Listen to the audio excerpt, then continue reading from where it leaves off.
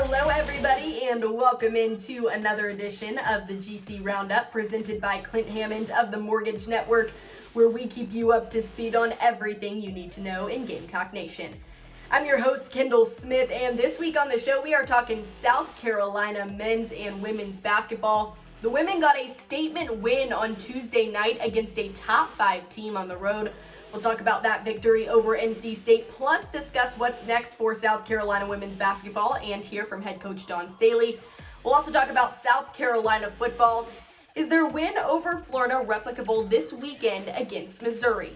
And lastly, we're talking Shane Beamer's fashion choices, what the head coach will be wearing on the sidelines this coming Saturday. All of that and more coming up next on the GC Roundup, so don't go anywhere.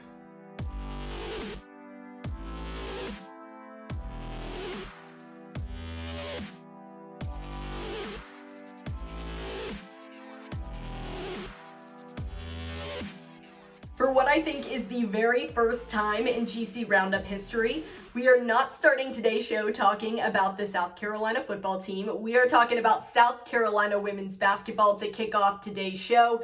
The women's basketball team had a statement win on Tuesday night on the road in Raleigh, North Carolina over the 5th-ranked NC State Wolfpack with a final score of 66-55. The women's basketball team will head to South Dakota on Friday to take on South Dakota at 7 o'clock p.m. on ESPN News. Now, Dawn Staley spoke after that major win over NC State on Tuesday night where Zia Cook scored 17 points. Here's what Coach Staley had to say.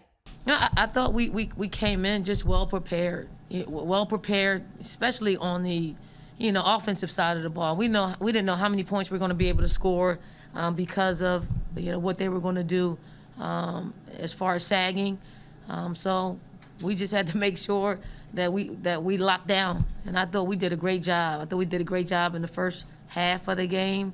If we didn't turn the ball over, we probably go into halftime with a larger lead. And the women's basketball team is just winning on and off of the court, as it was announced earlier in the week that Aaliyah Boston, Destiny Henderson, and Zia Cook were named to the preseason watch list for the Naismith Trophy and the Wooden Award. Now, staying on the topic of basketball, the men's basketball team won their season opener on Tuesday night with a final score of 78-60 over USC Upstate. The men will travel to Asheville, North Carolina to take on Princeton this Friday at 9 p.m. on ESPN News. Frank Martin is back to feeling his best, and he spoke with the media on Tuesday night after South Carolina's season-opening victory. You got to win the games. The season teaches your team to win or lose. The season teaches your team, teaches your coach how to understand your team. And while you're doing all that, you got to win games, and it is what it is. It's I like these guys. These guys are, they aggravate me, but in a good way. All right, it's time to get back to football here on the GC Roundup. It was announced earlier in the week that Jason Brown will be the starting quarterback for the South Carolina Gamecocks this upcoming Saturday as the Gamecocks face Missouri on the road in Columbia, Missouri, the second best Columbia, I might add, in the United States. Now, Shane Beamer was asked earlier in the week if the game against Florida is replicable, especially for the offense, for the rest of the season. So in other terms, can we expect to see South Carolina play the same way that they did against Florida for their upcoming 3 games? South Carolina only has to win one more game this year to become bowl eligible, so knock on wood if you have it anywhere around you. Say your prayers, send all the good vibes because South Carolina needs it for sure. But Shane Beamer spoke on whether or not that offense would be replicable for the rest of the season, and he also spoke on his thoughts about thinking about potentially becoming bowl eligible. Here's what he had to say. Yeah, I would hope that all of it is, and we ran some different schemes the other night that were specific to Florida, but it wasn't like all of a sudden we just came out with a new offense. I mean, we ran a lot of the same plays over and over again Saturday night against Florida. They were multiple times. And I talked to Sat too. I mean, same with him. I can't allow that game to. The standard's here now, so I got to continue to get better and continue to improve each day. And my main goal this week is to come in and help this team beat Missouri. Every time you think about getting bowl eligible, stop.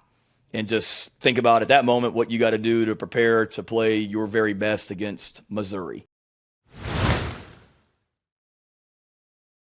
Shane, I know you don't like talking about uniforms, but is the hat officially going to make a reappearance this week? Yeah, I think so. I don't think I have any choice, even if I didn't want to. So I'm not that I'm superstitious, but I think I went the whole season, my first year at Oklahoma, wearing the hat, and I didn't wear the hat the whole season.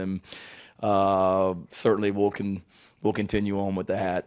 Speaking of the postseason, South Carolina women's soccer has earned their 9th straight bid to the NCAA tournament. They'll face the fake Carolina UNC this upcoming Saturday at 2 p.m. in Chapel Hill. Head coach Kendall Smith spoke to the media following the announcement that South Carolina would be in their 9th straight NCAA tournament earlier in the week. Here's what she said. We're excited. We're excited to have an opportunity to be playing still at this time of year. I think we've matched up well with them in the past. It's a competitive game, and we're excited to be playing. And when you're excited to play, it's anyone's game. And at this point, you're going to run into the best teams in the country, and obviously North Carolina is one of those. And you're going to have to face those kind of teams in the NCAA to make a run. So. Now, if you just couldn't get enough of South Carolina chomping the Gators last weekend, well, I have some good news for you. This weekend, there is another opportunity for a South Carolina team to take down the Florida Gators, as the South Carolina women's volleyball team will head to Gainesville, Florida for their final SEC road match of the season to take on the Gators. They'll play on Saturday at 4 p.m. and Sunday at 2 p.m.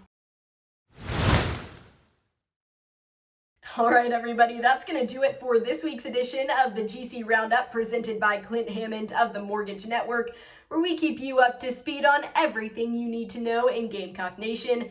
I'm your host, Kendall Smith, and if you aren't already, be sure to subscribe to GamecockCentral.com. You do not want to miss any of the content that we have coming out.